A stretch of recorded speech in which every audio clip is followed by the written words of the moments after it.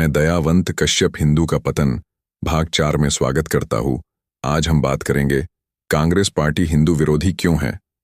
कांग्रेस की उत्पत्ति ही अंग्रेजों ने किया। कांग्रेस की स्थापना एक अंग्रेज सर ए.ओ. ह्यूम ने 1885 में की। जो सदस्य बने सब अंग्रेज परस्त लोग थे, वकील या उद्योगपति, जिनको अंग्रेजों से लाभ लेना था। उद्देश्य था भारत में 1857 जैसे विद्रोह को रोकना, भारतीयों को अंग्रेज सभ्यता सिखाना, शिक्षित करना, अंग्रेजी शिक्षा देना, रीति रिवाज धर्म प्रसार कर भारत को हमेशा के लिए ईसाईयत में धकेल सुरक्षित होना। हिंदू मुस्लिम सदस्य बनाए, लेकिन हिंदू को मुस्लिम से अलग करने का षड्यंत्र स्थापना के साथ ही कर दिया था।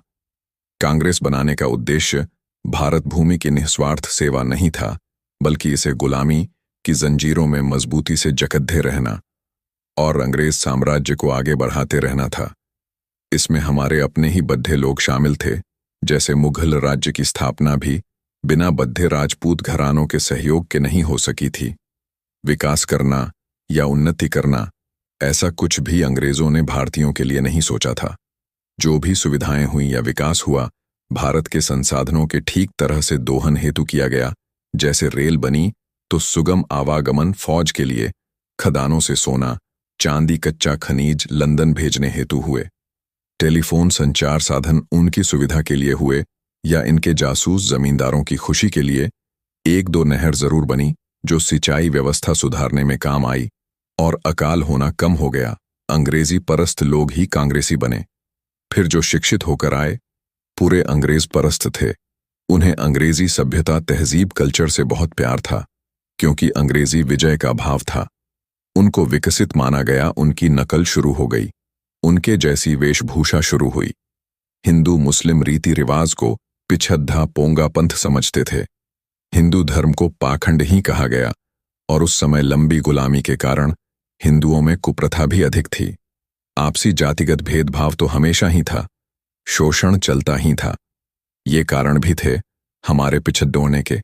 सब कुछ अंग्रेजों का ही करा धरा नहीं था, बल्कि सामाजिक विकृति भी थी, कुरीतियां भी घर कर गई थी समाज में। लेकिन यही हिंदू बहुसंख्यक थे, और इनमें कुछ जाति प्रभावशाली थी। उनको सामाजिक वरीयता मिलती थी, उनकी आर्थिक स्थिति भी बेहतर थी। उनके ही बच्चे इंग्लैंड शिक्षा लेने गए और विलायती होजर लौटे। अंग्रेजों ने भारत को सपेरों का देश और लूट खसोट वाले असभ्य जंगली लोग वाला देश कहा। ये चंद अंग्रेजी शिक्षित भारतीय ही सभ्य कुलीन कहलाए। इनमें महात्मा गांधी, जवाहरलाल नेहरू, गोखले, फिरोज शाह मेहता आदि थे। अतः कांग्रेस पर अंग्रेज और ईसाईयत का पूरा प्रभाव शुरू से ही था।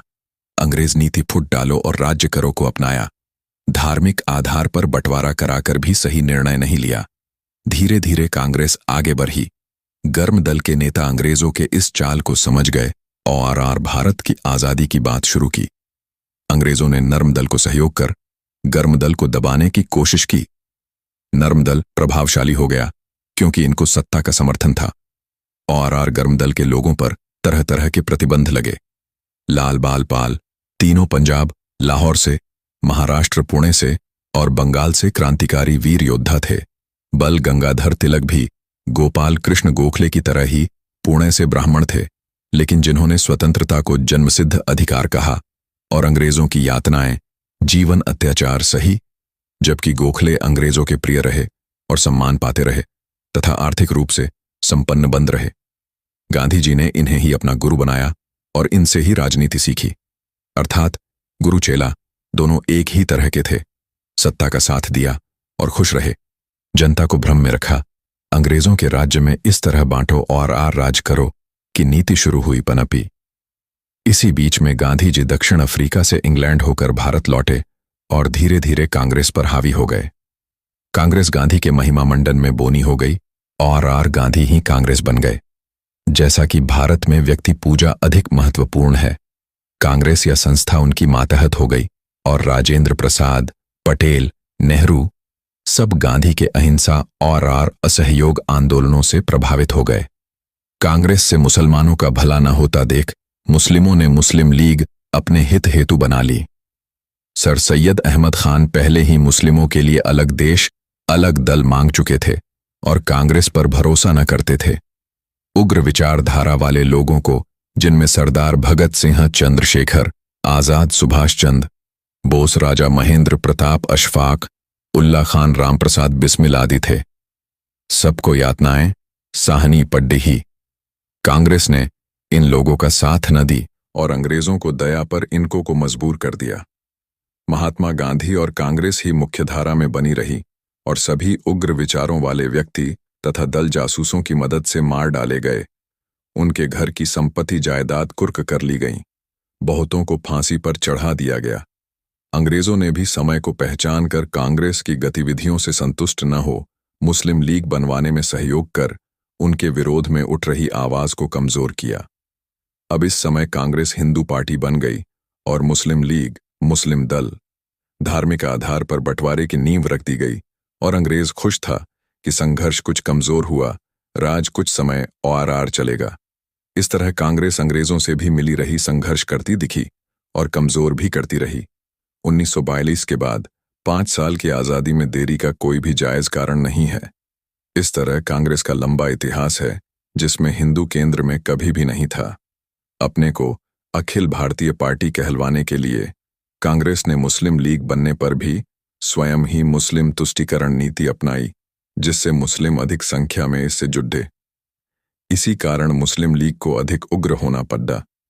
इससे परेशान होकर हिंदुओं ने धुर दक्षिणपंथी हिंदू महासभा आदि बनाई, लेकिन कांग्रेस के आभा मंडल में बहुत अधिक प्रभावी नहीं रही। मुस्लिम तुष्टीकरण में गांधी, नेहरू, पटेल ने मुस्लिमों को मुस्लिम लीग से भी अधिक महत्व कांग्रेस में दिया और मौलाना आजाद, रफी अहमद किदवाई आदि नेताओं को जबरदस्ती अपने सर पर बिठाया और उनको धर्मनिरपेक्ष लोग उनके कहने से भारत विभाजन के उपरांत भी मुस्लिमों को नहीं जाने दिया, उनको रोक लिया। अल्पसंख्यकों को विशेष संरक्षण, मुसलमानों के लिए संविधान में विशेष संरक्षणवादी प्रावधान रखे और सभी भारतीयों को एक समान न मानकर मुस्लिम धर्म को महत्व देते हुए प्राथमिकता दी। तब से ही भारत में संरक्षण किया जाए यह है।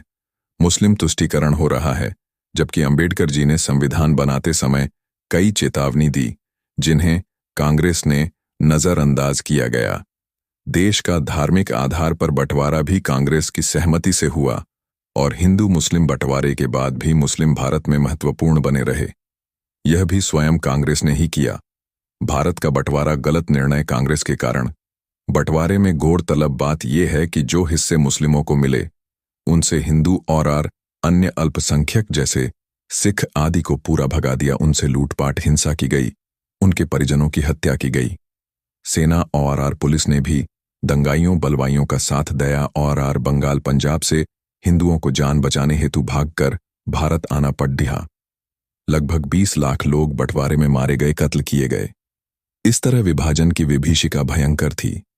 इस संबंध में सरदार खुशवंत सिंह जी ने कई किताबें लिखी हैं, जिनमें ए ट्रेन टू पाकिस्तान और भी अन्य पंजाबी लेखकों की पुस्तकें हैं, जिनमें पंजाब में हुए हिंदू सिख नरसंहार का वर्णन है, पाकिस्तान क्षेत्र का।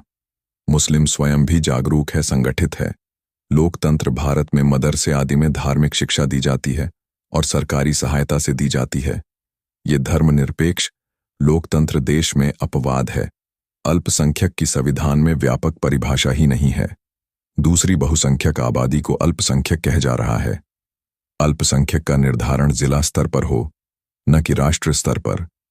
जिन राज्यों में हिंदू आबादी से ईसाई और मुस्लिम अधिक है, वह पर भी हिंदू बहुसंख्यक माने जा रहे हैं और मलाई ये विधर्मी खा रहे हैं। ये लोकतंत्र है या शोकतंत्र? सरकारी सुविधाएं, आरक्षण लाभ ले रहे हैं। ये दूषित नियम है और कांग्रेस के ही बनाए हुए हैं। वीडियो अच्छी लगी तो चैनल को सब्सक्राइब और लाइक जरूर करें। तो मिलते हैं अगले वीडियो में। तब तक के लिए जय भारत, जय श्री राम।